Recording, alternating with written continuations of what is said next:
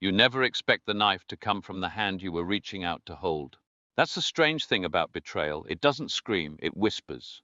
And when it finally cuts, the wound isn't on the skin, it's somewhere deeper, quieter. This is my story. Before we begin, tell me, where are you watching from tonight?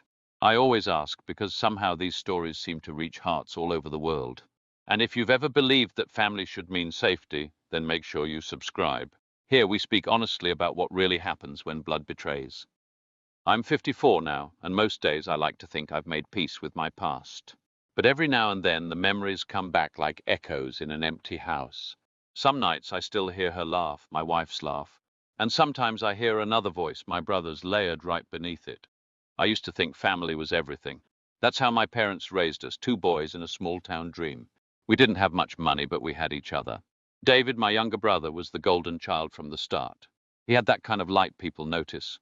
Teachers loved him, girls liked him, and somehow life just opened its doors for him. Me? I was the quiet one. I worked with my hands, kept my head down, and believed that effort was the only way up. Mum used to tell me, "You've got a steady heart, son. Steady hearts build strong homes." For a long time, I believed that too. Then I met Clara. I met her at the grocery store where I used to work weekends after my shifts at the mill.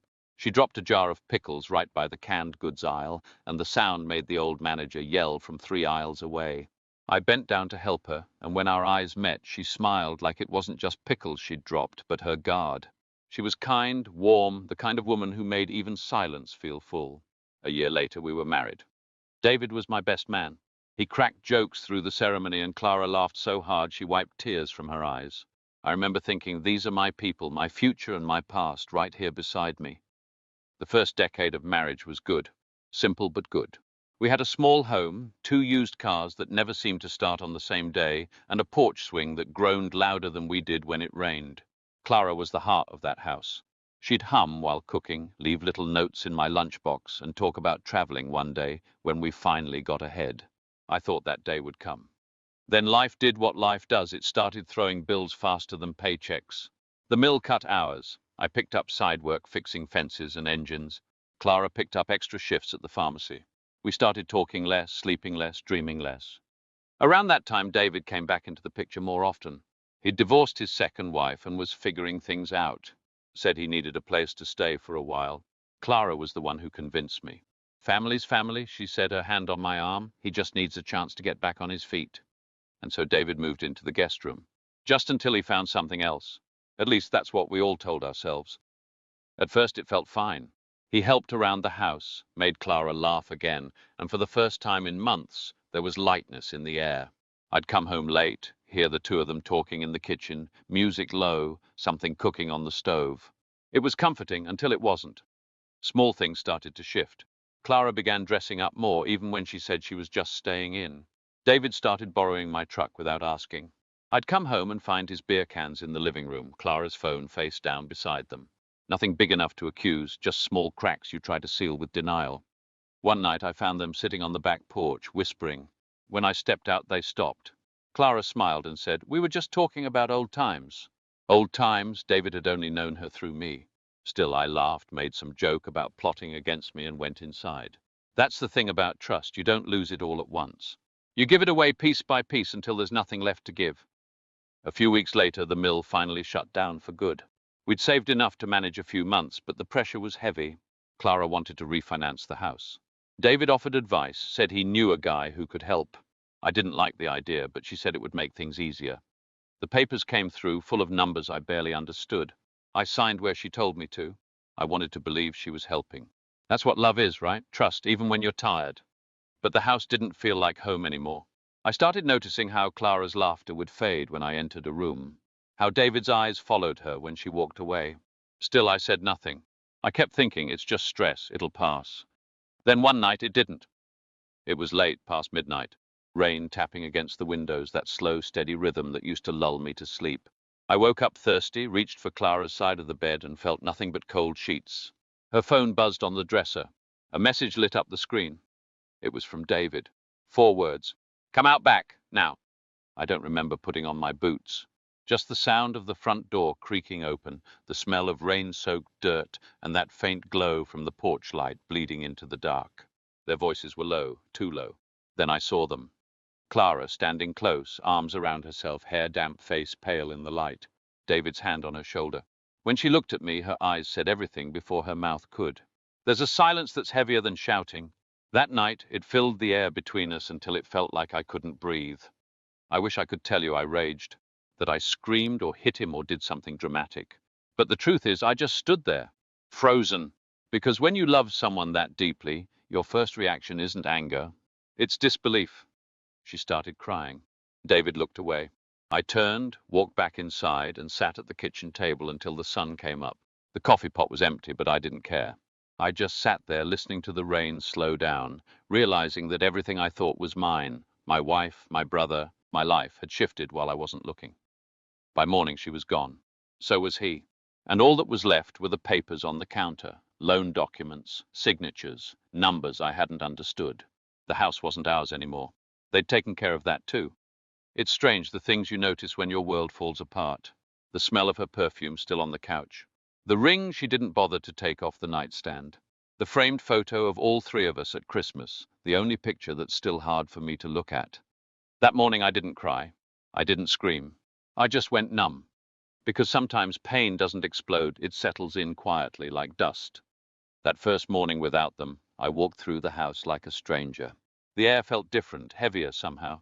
You never realize how much someone fills a space until they're gone.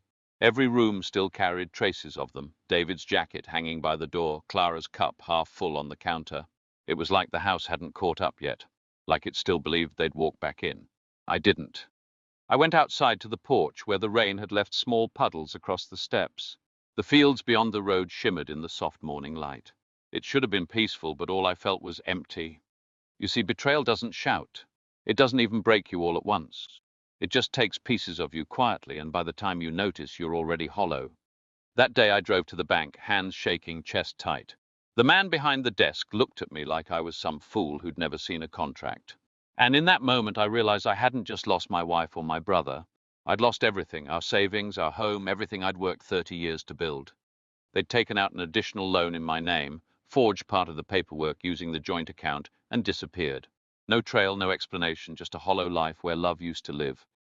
For a few weeks, I stayed in that empty house, surviving on canned soup and cheap coffee. Bills piled up, letters came in red ink. Friends stopped calling. I didn't blame them. What could they say? No one knows how to comfort a man who's been betrayed by both his heart and his blood. Nights were the worst. I'd sit by the window, watching the headlights pass on the highway, wondering if one of them might belong to David or to her. I used to imagine scenarios. Maybe they'd realize what they'd done and come back. Maybe they'd apologize. Maybe this was all some twisted misunderstanding. But as weeks turned into months, that hope began to rot. It stopped being about them and started being about me. About the man I had to become just to keep breathing. The sheriff came by one morning, handed me the official notice. Foreclosure. The house wasn't mine anymore. He was kind enough to let me stay an extra week to pack up. I didn't have much left anyway. I remember that last night vividly. The house was empty except for a chair, a lamp, and a duffel bag with a few clothes. I sat there for hours, just listening to the wind through the cracked windows. Then I stood up, walked through every room, and said goodbye to the life I thought I had. Funny thing is, I didn't hate them. Not then. I just felt used up, like a book someone had read too many times and finally tossed aside. I moved into a small one-bedroom apartment above the hardware store downtown. The kind of place that smells like old paint and dust, but at least it was mine. The landlord, an old man named Frank, didn't ask questions. He just nodded when I handed him the deposit and said, "You look like a man who's had enough talking for a while." He wasn't wrong. The first few months were a blur. I worked odd jobs, fixing fences, repairing lawnmowers, patching roofs. Anything to keep my mind busy and the lights on. At night, I'd sit by the window with a cup of coffee, watching life go on without me. Sometimes I'd think about Clara, about how we used to sit together on summer evenings, talking about nothing and everything. Then I'd think about David, how he'd always been restless, chasing things he couldn't hold on to. And then I'd think about myself, the man who believed love and loyalty were the same thing. One night, months after they left, I got a call. Unknown number. For a moment, my heart jumped. It was Clara. Her voice was different, smaller somehow. She said they'd broken up, that David had taken what money was left and left her stranded in another state. She said she was sorry, that she never meant for it to happen like that. Her voice cracked when she said my name. I didn't hang up right away. I listened. Not because I forgave her, but because I needed to understand. Why, I finally asked. Why him? Why that way? There was a long silence. Then she said something I'll never forget. He made me feel seen again. You stopped looking at me like I mattered. Her words hit harder than the betrayal itself, because in some dark corner of my heart I knew she wasn't entirely wrong. Love doesn't die in one blow. It fades quietly, and I had let ours fade without noticing. She sought warmth where I had left distance. And David saw the crack and walked right through it. But understanding doesn't mean forgiveness. Some things once broken stay broken. I told her I hoped she'd find peace, then hung up. And for the first time in months, I slept without dreaming. The following year was slow, but it was mine. I started volunteering at the community center on weekends, helping repair old furniture for families who couldn't afford new. It gave me something to do with my hands again, and for a man like me, that's a kind of healing words can't offer. Frank, the landlord, became a friend. We'd share coffee on the porch, talk about fishing, weather, and the kind of silence that only old men seem to appreciate. One day he said, "You ever think about going after them? You've got every right." I looked out toward the road, thought about it, then shook my head. "What's the point?" I said. "Getting even doesn't rebuild anything." He nodded. "Guess not. But sometimes justice ain't about rebuilding. It's about making sure they don't forget what they broke." That line stuck with me. Months passed. One afternoon, while sorting through some mail at the shop, I got a letter, no return address. Inside was a photograph. It was David, older, worn down, sitting on a bench somewhere I didn't recognize. His eyes looked empty. On the back, 2 words, "I'm sorry." I didn't know how to feel. Anger had burned out long ago, leaving only a strange sadness. I tucked the photo into my wallet and carried it for a while, not out of forgiveness, but as a reminder of what love can turn into when trust is taken for granted. That was the year I turned 53.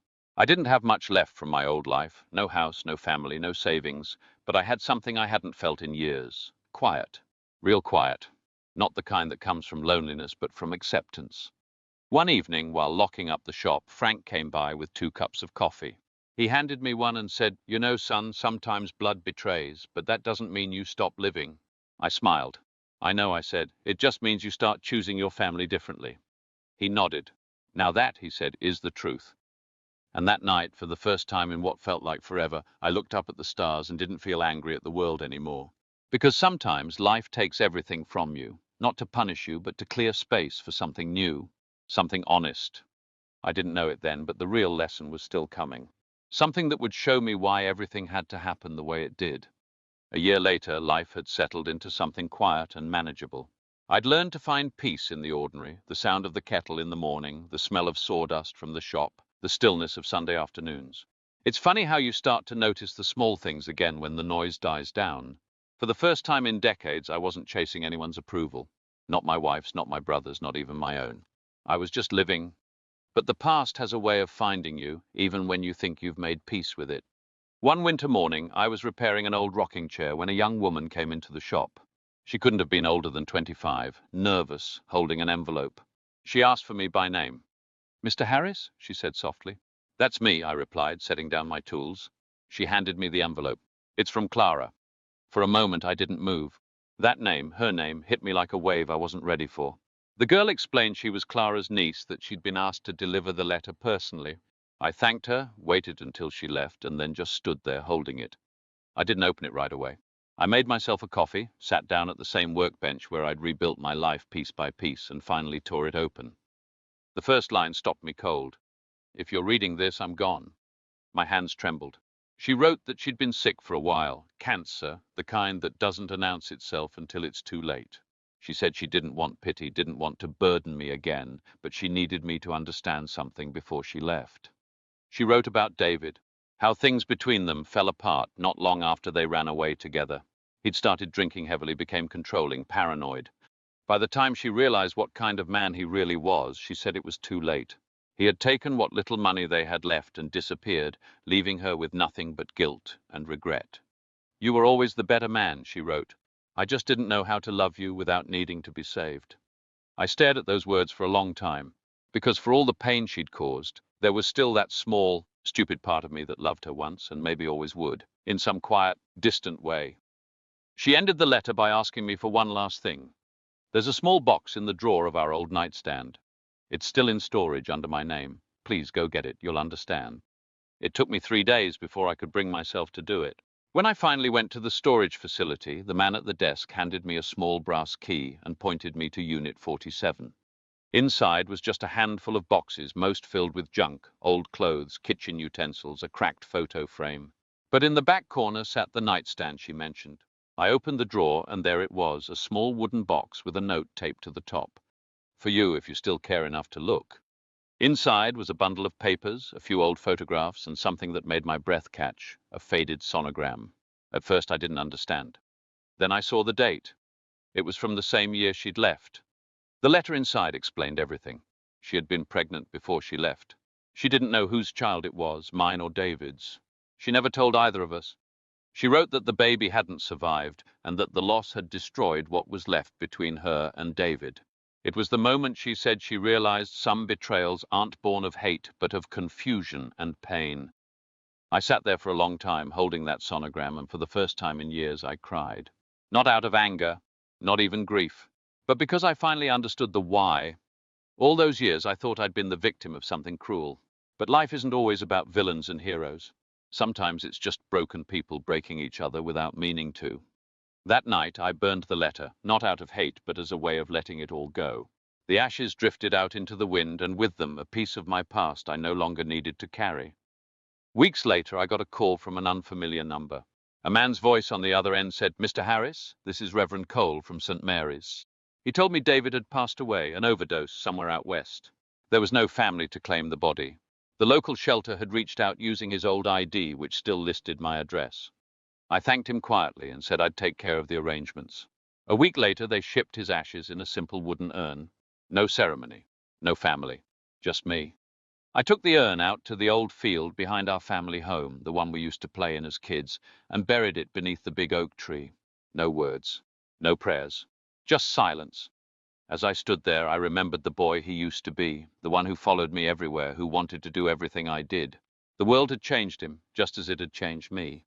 And for a moment I didn't see my betrayer. I saw my brother. Life has a strange way of circling back. By the time I turned 56, the ache had dulled. I still worked at the shop, still lived in the same apartment, but something inside had softened. People often ask me if I ever forgave them. The truth is, forgiveness isn't a single act. It's not a switch you flip. It's waking up one morning and realizing the bitterness doesn't taste the same anymore. It's understanding that sometimes the only way to honor what you lost is to stop carrying it. So yes, in my own way, I forgave them both.